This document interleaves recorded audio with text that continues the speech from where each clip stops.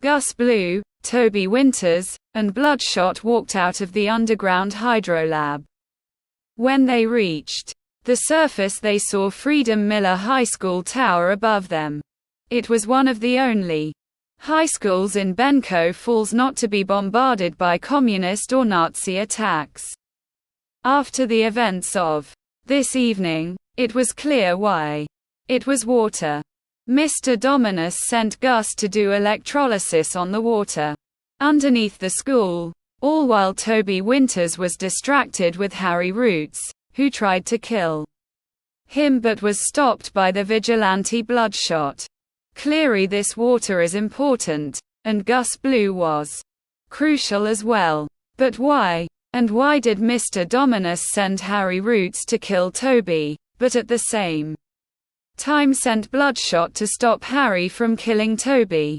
What was the plan? For Toby, he wanted to make sure Gus could get out of this situation.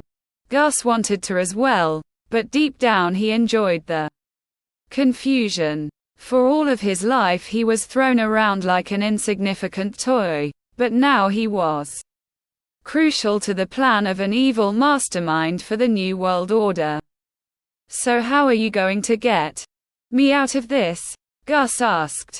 Toby wasn't completely sure. He knew he needed to find a way to help Gus, but didn't know how. Mr. Dominus felt too powerful. I don't know. I'm trying to think of a plan, Toby answered. You don't know? Bloodshot laughed. It sounded like you had an idea in the lab. Well, this is complicated. There are a lot of factors at play here. Toby looked to Gus. But still, trust me.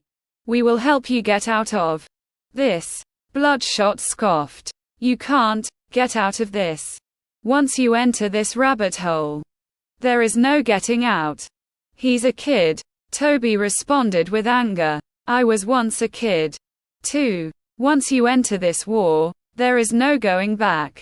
My dad was killed by Mr. Walter. Do you know why? Why?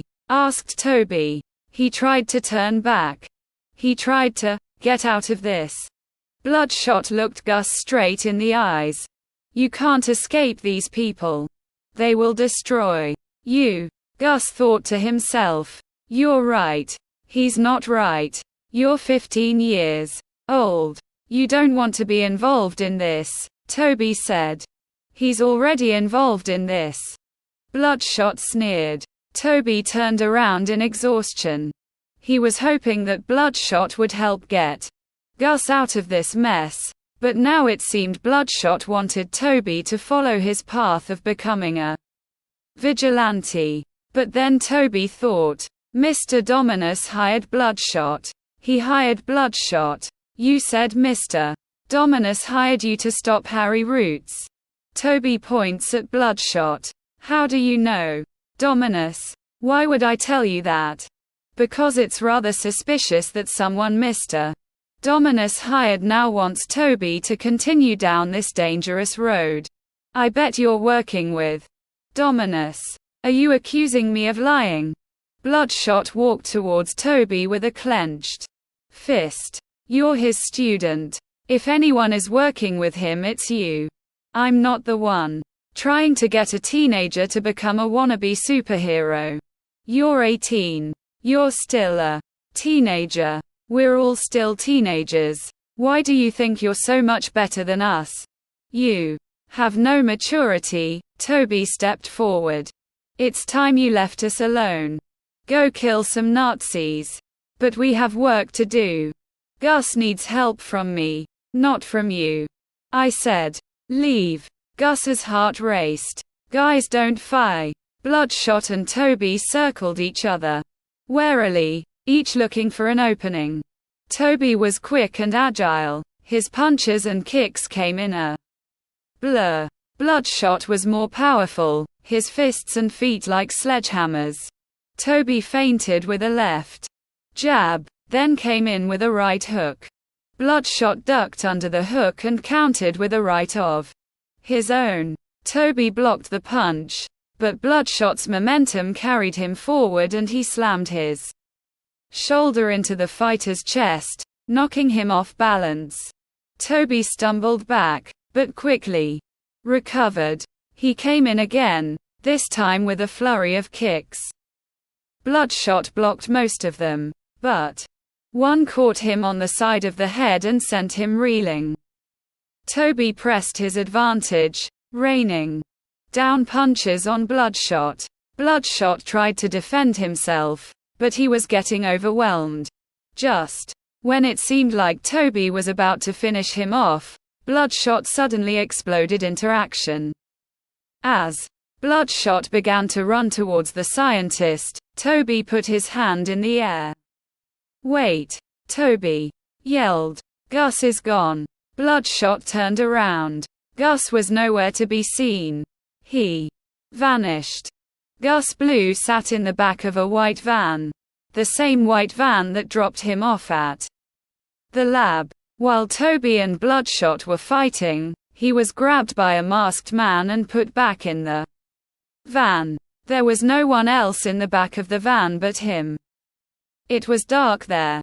He was lonely and scared, but he remembered what Bloodshot said. He needed to grow up and become a man. Eventually, the van suddenly came to a stop. The man who had grabbed him opened the van's door. Before Gus could say anything, the masked man injected a needle in his arm. Gus passed out. Gus awoke on a table. On the sides of the table sat 3 hooded figures, one of them with a shark mask, one with a peacock mask, and one with a pig mask. At the head of the table sat a large, cloaked figure with a whale mask. "Gus, welcome," said the man with the whale mask, cheerfully. Gus couldn't recognize the voice. It seemed to be deepened by some source of voice modulator. Who are you?" Gus asked. "We are the Novus Ordo Seclorum," said the man in the pig mask. "The new order for the ages," said the woman in the peacock mask. "The secret society that is set to change both Benko Falls and the world into a utopia of glory," said the man in the shark mask. Gus raised his eyebrows confused. "What kind of utopia?" Filled with questions. "Are you?" The man in the whale mask laughed. "You'll find out another time." "Who the hell are all of you?" Gus said with rage as he stood up on the table.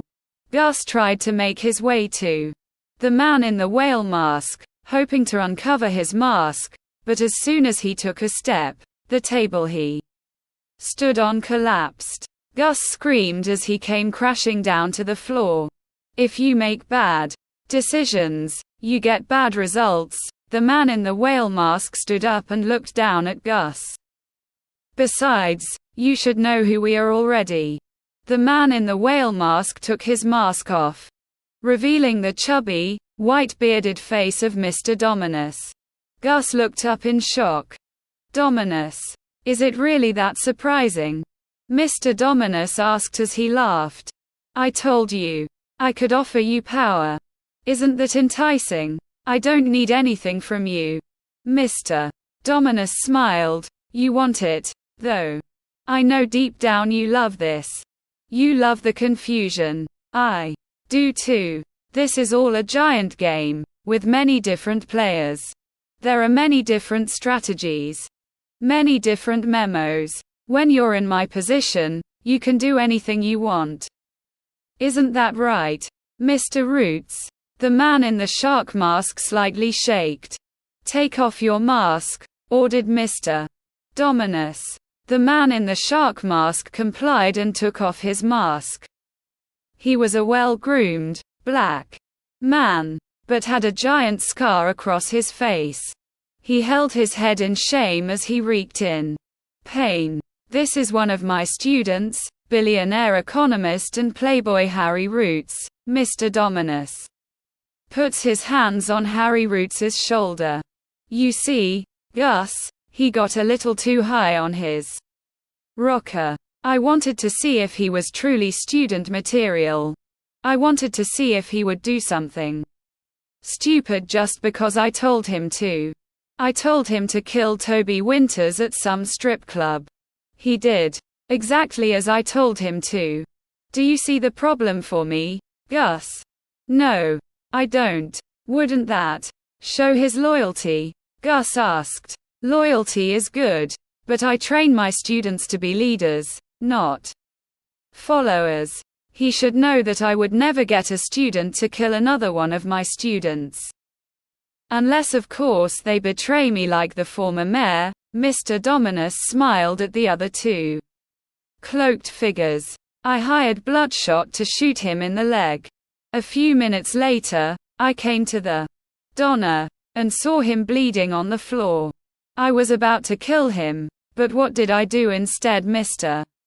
Roots? Harry Roots looked up with emotion. Dominus sparred me, only scarring me across the face. He gave me mercy. He is forever my God, my leader, my teacher. I will learn my lesson. I promise. Say that last part louder, ordered Mr. Dominus. I will learn my lesson. I promise, screamed Harry Roots. Good. Mr. Dominus turned to Gus. You're probably wondering why I brought you here, why I kidnapped you, why I sent you the lab.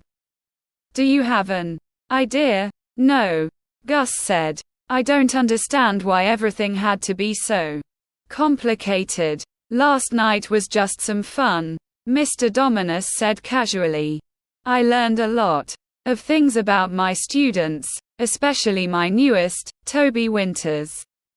He might be trying to turn against me now, but he will be back in my hands in no time. His strength is admirable, but it will soon be used to my benefit. The real reason why I need you is something you can't know. But let me say this, you are the key to everything. So what do you want me to do? Gus stood up with a mix of anger and fear. You can tell me now. It's not like I can refuse. You threatened me and my family. I have big plans for you, but for now, I'm going to turn you over to my students. Mr. Dominus pointed at the calendar. I'm out of town for the next 3 weeks for some personal matters. In the meantime, you will be helping my students with their own goals. This week, you will be helping my youngest student, the master of Benko Falls Elite. Mr. Dominus pointed at the woman in the peacock mask. She stood up and walked towards Gus. Escort him out of here, ordered Mr. Dominus. The woman in the peacock mask held Gus's hand and guided him out of the main room. As they shut the door behind them, they entered a grand hallway. On the ceiling, beautiful yet disturbing art was painted. This included hundreds of eyes, triangles, and swords. Between every symbol was painted with blood red. On the sides of the hallway there were 5 large, golden doors. One of them was marked with a hammer and sickle. One of them was marked with a swastika. One was marked with a symbol of the mayor's mansion. Another marked with the symbol of cash. The final door was where the woman in the peacock mask was leading him towards. It was marked with the symbol of a diamond.